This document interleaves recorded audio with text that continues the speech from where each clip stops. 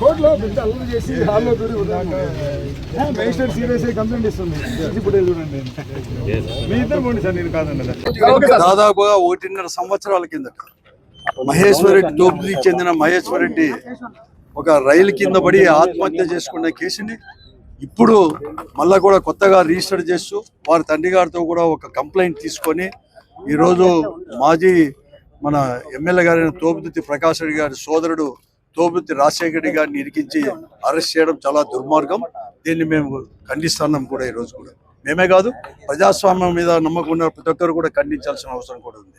అంతేకాదు, ఈ ప్రభుత్వానికి పరిపాటిగా మారింది.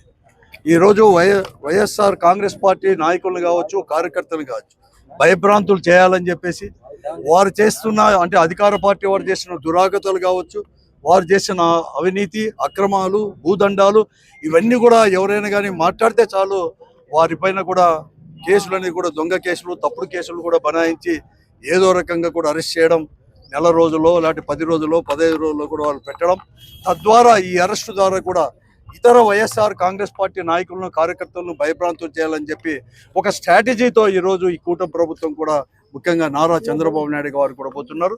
దాంట్లో భాగంగానే ఈరోజు తోపుదుర్తి రాజశేఖర గారికి కూడా చేయడం.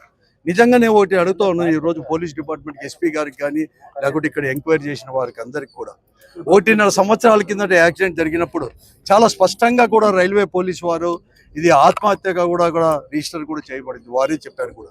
అంతేకాదు, ఆ రోజు గార్డు కూడా స్వతహా కూడా స్టేట్మెంట్ ఇచ్చినాడు, వస్తున్న ట్రైన్కు ఎదురుగా నిలబడి ఆత్మహత్య చేసుకున్నాడని చెప్పి చాలా గార్డే చూసినట్లుగా, అంటే ఐ విట్నెస్ అయినా వారు చెప్పని కూడా జరిగింది. అటువంటి దానిపైన ఈరోజు చేయడం, ఇప్పుడే ప్రకాష్ గారు చెప్పినట్లు కూడా అనంతపురం జిల్లాలో పోలీసింగ్ అనేది కూడా ఉమ్మడి జిల్లాలో కూడా ఎలా ఉందంటే మళ్ళీ కొత్తగా చెప్పాల్సిన అవసరం లేదు.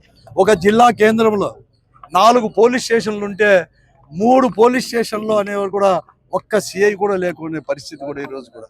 కానీ అక్కడ అంతా వేయలేదు. ఇటువంటి పరిస్థితుల్లో ఇన్ఛార్జ్ ఉన్న ఒక 2 టౌన్ సిఐని, అతనికి అనేది కూడా ఇప్పటికే 2 స్టేషన్లు 3 స్టేషన్లు టౌన్లో ఇన్ఛార్జ్గా ఉంది. అటువంటి సిఐని తీసుకొని పోయి మళ్ళీ రూరల్లో పెట్టడం, ఆ సిఐని చేసి ఆ సిఐ పోయిన ఇన్ఛార్జ్ తీసుకుంటున్న 3 రోజుల్లోనే ఇటువంటి కేసులు అనేది కూడా బనాయించడం అంటే ఎంత ఆర్గనైజ్డ్గా అనేది కూడా పోలీసు పోతుందో వైఎస్ఆర్ కాంగ్రెస్ పార్టీలో. ఇదే కాదు, ఈ రాష్ట్రంలో కూడా అనేకమైన తప్పుడు కేసులు పెడుతున్నారు, గన్మెన్లను తొలగిస్తున్నారు, భయభ్రాంతులు చేస్తున్నారు. ఎవరు కానీ స్టేట్మెంట్ ఇస్తే కూడా ఇటువంటి ఉంది మేము ఖండిస్తున్నాం. ఒకటే నేను ఈ ప్రభుత్వానికి హెచ్చరిక చేస్తున్నాను, ఇటువంటి దానికి ఎవరు కానీ భయపడరు, మీ తాటాకు చప్పుళ్ళకి ఎవరు కానీ భయపడరు. తప్పకుండా కూడా చేస్తాం. చట్టం అనేది కూడా ఉంది మీ వద్ద, ఎందుకంటే పోలీస్ పైన నమ్మకమే లేకేంది. అదే పిన్నెల్లి రామకృష్ణారెడ్డి సోదరుల పైన కూడా తెలుగుదేశం వారే అక్కడ కూడా హత్య చేస్తే ఆ కేసును కూడా రామకృష్ణారెడ్డి సోదరుల పైన కూడా బనాయించి ఈరోజు ఎలా పెట్టిందో కూడా అందరూ కూడా చూస్తారన్నారు. దీని మీద మళ్ళీ కూడా ఖండిస్తాను తోపుదుర్తి రాజశేఖర్ గారి అరెస్ట్ కూడా.